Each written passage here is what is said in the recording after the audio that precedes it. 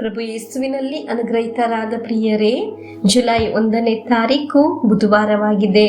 ಸಂತೋಷದಿಂದ daily blessing ಅಲ್ಲಿ ವಾಕ್ಯ ಆಲಿಸುವ ನಿಮ್ಮೆಲ್ಲರನ್ನು ಈ ಅನುಗ್ರಹಿತವಾದ ತಿಂಗಳಿಗೆ ಸ್ವಾಗತಿಸುತ್ತೇನೆ.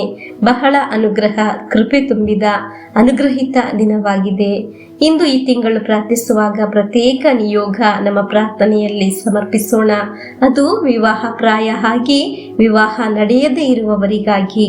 ಅನೇಕ ಕಾರ್ಯಗಳಿಂದ ವಿವಾಹ ನಡೆಯದೇ ಇರುವವರು ಇದ್ದಾರೆ. ಹಣವಿಲ್ಲದ ಕಾರಣ, ಸ್ವಂತ ಒಂದು ಮನೆ ಇಲ್ಲದ ಕಾರಣ, ಕೆಲಸವಿಲ್ಲದ ಕಾರಣ.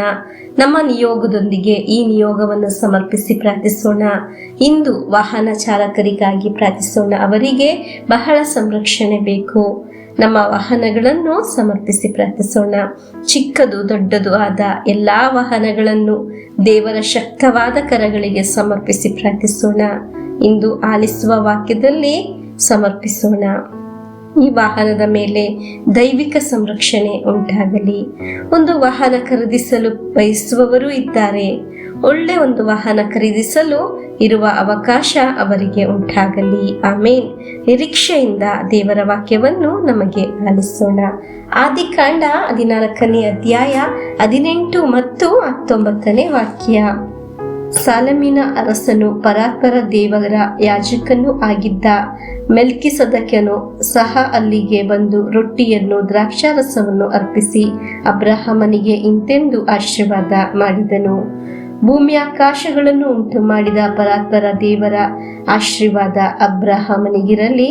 ನಿನ್ನ ಶತ್ರುಗಳನ್ನು ನಿನ್ನ ಕೈವಶ ಮಾಡಿದ ಆ ಪರಾತ್ಪರ ದೇವರಿಗೆ ಸ್ತೋತ್ರವಾಗಲಿ.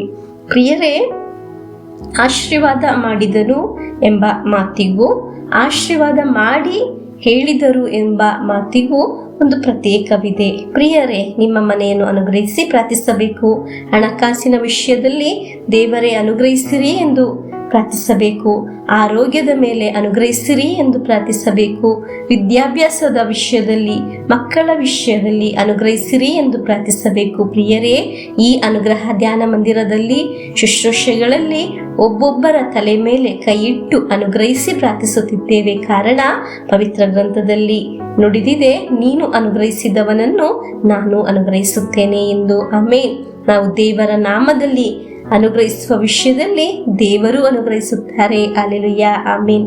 ಪ್ರಿಯರೇ, ಮೆಲ್ಕಿಸೆದೆಕನು ಅಬ್ರಹಾಮನಿಗೆ ಅನುಗ್ರಹಿಸಿದ ಹಾಗೆ ನಮ್ಮ ಮನೆಯನ್ನು, ನಮ್ಮ ವರಮಾನವನ್ನು, ನಮ್ಮ ಮಕ್ಕಳನ್ನು, ನಮ್ಮ ಆರೋಗ್ಯವನ್ನು ಅನುಗ್ರಹಿಸಿರಿ ಎಂದು ಪ್ರಾರ್ಥಿಸುವ ಪ್ರತ್ಯೇಕವಾಗಿ ಈ ತಿಂಗಳು ವಿವಾಹ ನಡೆಯದ ಯುವಕ ಯುವತಿಯರಿಗಾಗಿ ಪ್ರಾರ್ಥಿಸೋಣ. ದೇವರಲ್ಲಿ ಅವರನ್ನು ಸಮರ್ಪಿಸೋಣ. ಎಲ್ಲರನ್ನು ಹೇಳಿ ಅನುಗ್ರಹಿಸಿ ಪ್ರಾರ್ಥಿಸೋಣ. ನಮಗೆ ಇಂದು ಆಲಿಸಿದ ದೇವರ ವಾಕ್ಯದಲ್ಲಿ ಪ್ರಭು ಯೇಸುವಿನ ಆಶೀರ್ವಾದವನ್ನು ಸ್ವೀಕರಿಸೋಣ.